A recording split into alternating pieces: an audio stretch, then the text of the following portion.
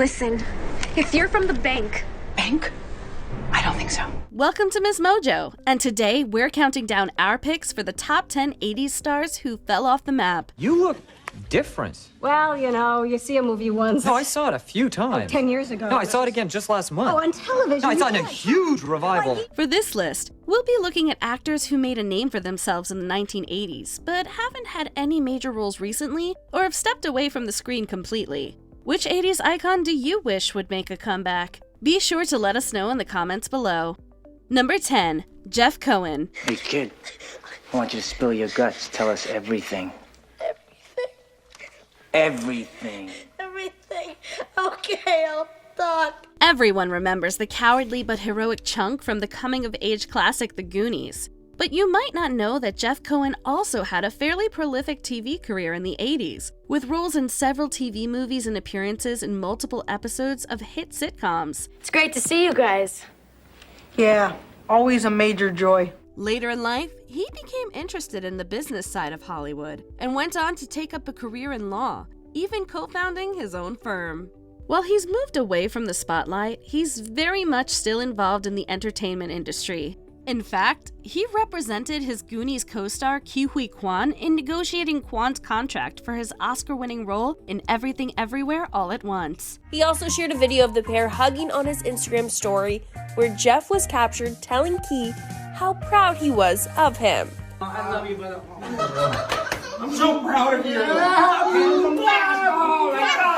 Number 9, Catherine Bach. Becoming a famous actor is one thing, but getting an item of clothing named after you is a whole other level of icon status. It's a birthday, you know. Oh, it is? Happy birthday, Daisy. Why, thank you, Enos. When Bach was first cast in The Dukes of Hazzard, the producers had a more old-fashioned wardrobe in mind for her character.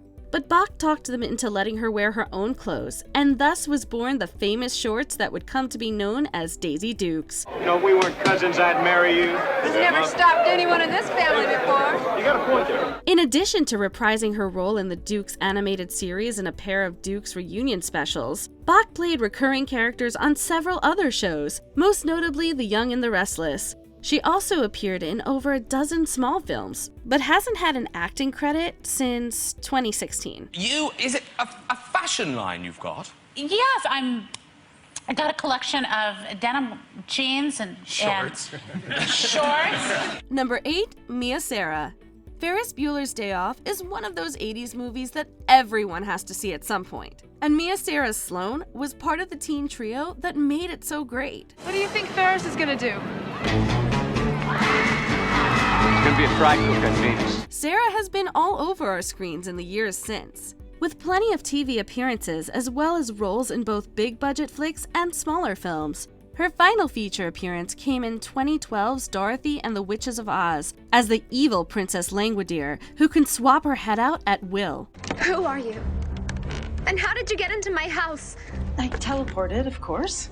Took a little sip of puff juice and bing! Since then, Sara has retired from acting and become a prolific writer, focusing mainly on poetry. But she did reunite with her Ferris Bueller co-stars to share memories in 2020. Mia, I saw you on the street in Soho like a million years ago. And you hid in a doorway? No. No, I don't remember. Number 7, Michael SCHOEFFLING.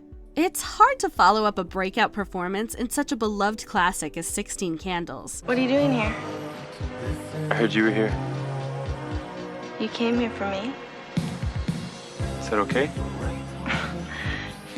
Yeah, it's okay. SCHOEFFLING started his career as a model, and his part as Sam's love interest in the teen rom-com was his first screen role. After that, he appeared in a string of movies throughout the 80s and into the early 90s, some more successful than others, before quitting acting to, believe it or not, make furniture. God strike me down, that's almost as good as a manger. Give me strength not to sit on his lap. Despite the plethora of Jake Ryan fans apparently still pining for him, SCHOEFFLING has had better luck staying out of the spotlight than most former stars.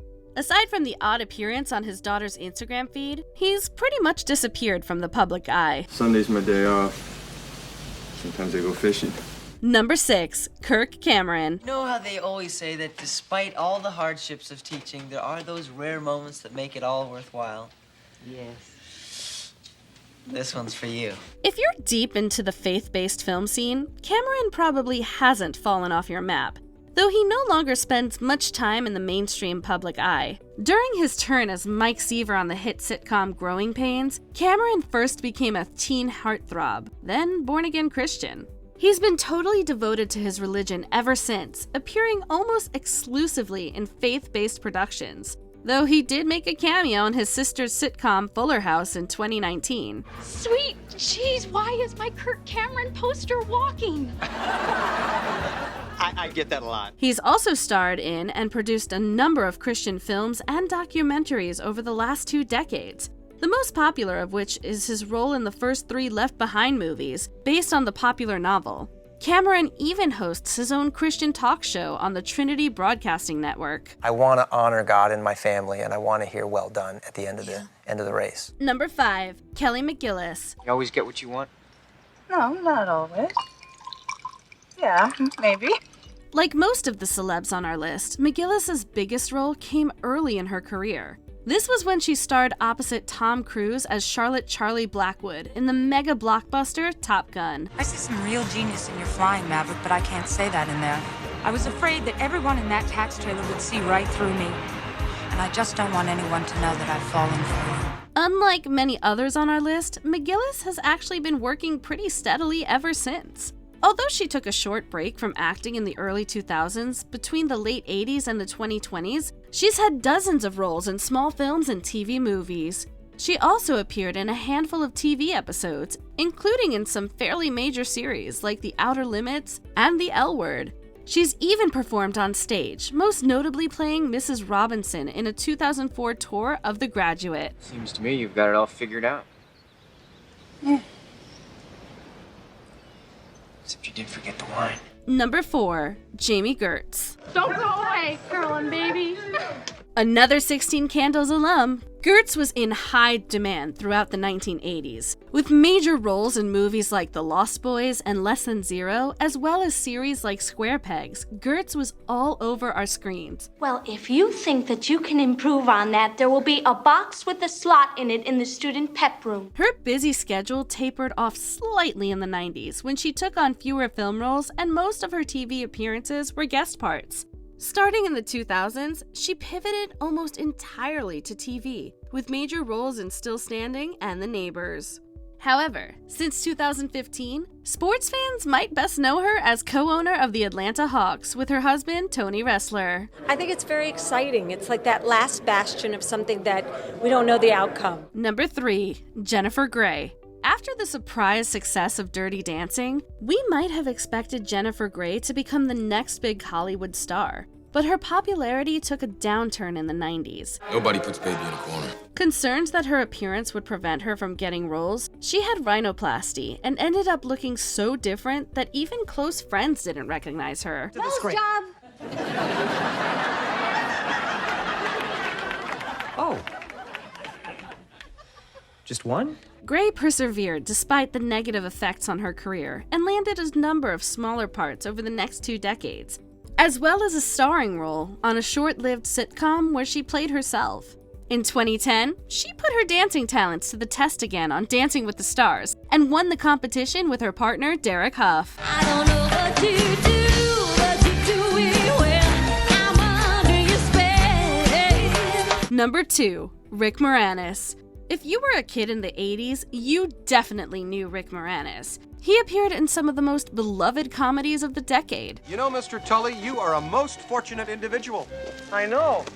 You have been a participant in the biggest interdimensional cross-rip since the Tunguska Blast of 1909. Felt great. Everyone remembers Lewis from Ghostbusters, who might have been a bit of a nerd, but actually looks like a blast to hang out with. And of course, who could forget Lord Darkhelmet? I am your father's brother's nephew's cousin's former roommate. What's that make us?